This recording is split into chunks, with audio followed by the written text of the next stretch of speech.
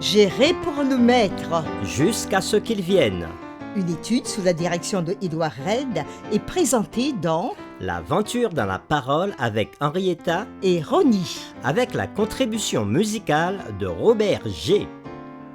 Nous sommes heureux de vous retrouver et de vous souhaiter la bienvenue en vous accueillant sur votre chaîne pour une nouvelle semaine. Soyez bénis par Dieu dans les séquences qui seront proposées cette semaine.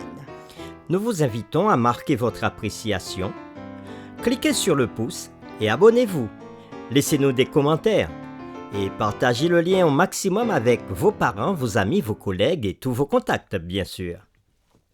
Nous avons commencé le grand thème, gérer pour le maître, avec la série 1, membres de la famille de Dieu. Puis la série numéro 2, les alliances de Dieu avec nous. La série numéro 3, le contrat de la dîme. La série numéro 4, des offrandes pour Jésus. La série numéro 5, faire face à la dette. La série numéro 6, amasser un trésor au ciel. La série numéro 7, à l'un de ses plus petits. La série numéro 8, planifier pour réussir. La série numéro 9, gardez-vous de la convoitise. La série numéro 10, donner en retour. La série numéro 11, gérer les moments difficiles. Et aujourd'hui commence la série numéro 12, donc la dernière série du grand thème gérer pour le maître jusqu'à ce qu'il vienne. Cette série ira du 18 mars au 24 mars 2023 et a pour titre Les récompenses de la fidélité. Les lectures de la semaine concernent les chapitres suivants. Hébreux chapitre 11, le verset 6. Ésaïe chapitre 62, verset 11. Romains chapitre 6, verset 23. Jean chapitre 14, verset 1 à 3. Apocalypse chapitre 21. Matthieu chapitre 25, verset 20 à 23. Romains chapitre 8, les versets 16 à 18. Le texte à mémoriser de cette semaine, que nous vous invitons à dire avec nous, se trouve dans Matthieu chapitre 25, le verset 21. Son maître lui dit : « C'est bien, bon et fidèle serviteur. Tu as été fidèle en peu de choses, je te confierai beaucoup. Entre dans la joie de ton maître. » Nous vous invitons à le redire avec nous dans Matthieu chapitre 25, le verset 21. Son maître lui dit : « C'est bien, bon et fidèle serviteur. Tu as été fidèle en peu de choses, je te confierai beaucoup.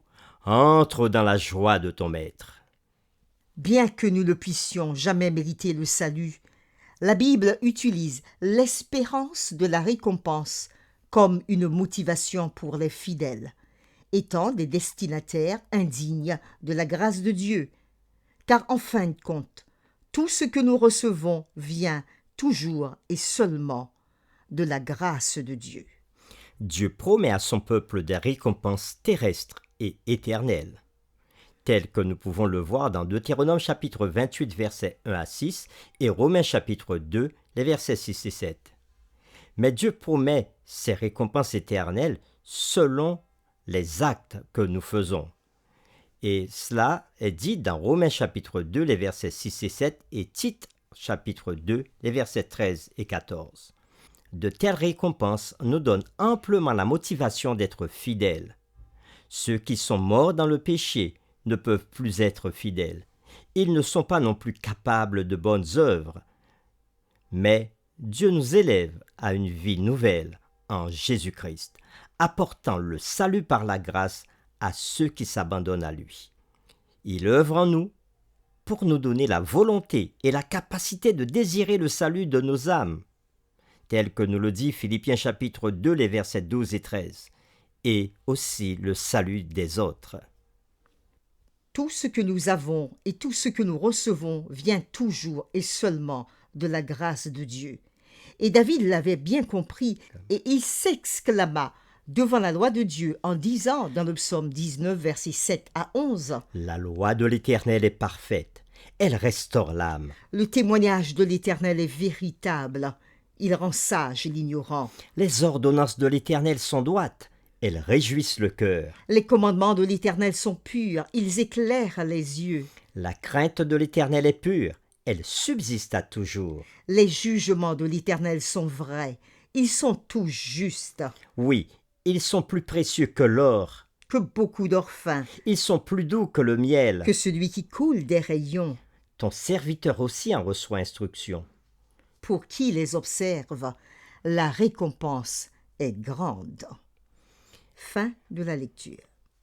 Les réflexions de cette semaine nous emmèneront à passer en revue les divers passages de la Bible qui parlent de nos récompenses, de ce qui nous est promis par Christ à sa seconde venue, lorsque ce terrible détour par le péché sera une fois pour toutes terminé. Et les questions qui seront derrière toutes les réflexions de cette semaine sont, premièrement, le salut par la foi et une récompense selon les œuvres. Comment harmoniser ces deux concepts? Deuxièmement, que nous est-il promis et quelle assurance avons-nous de recevoir cette promesse? Et c'est avec les séquences suivantes que nous le verrons. Le dimanche 19 mars, la récompense de la fidélité, Le lundi 20 mars, la vie éternelle, le mardi 21 mars, la nouvelle Jérusalem, le mercredi 22 mars, rendre compte, le jeudi 23 mars les yeux fixés sur le prix.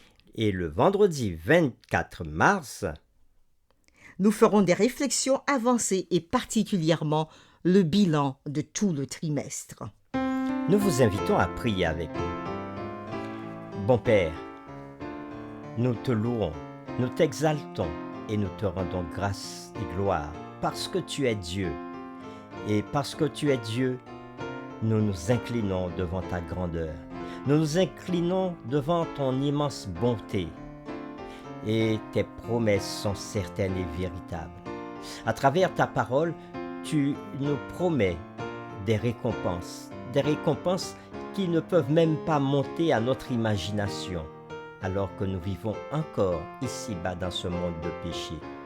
À travers l'étude de cette semaine, nous allons pouvoir passer en revue différentes récompenses que tu nous promets.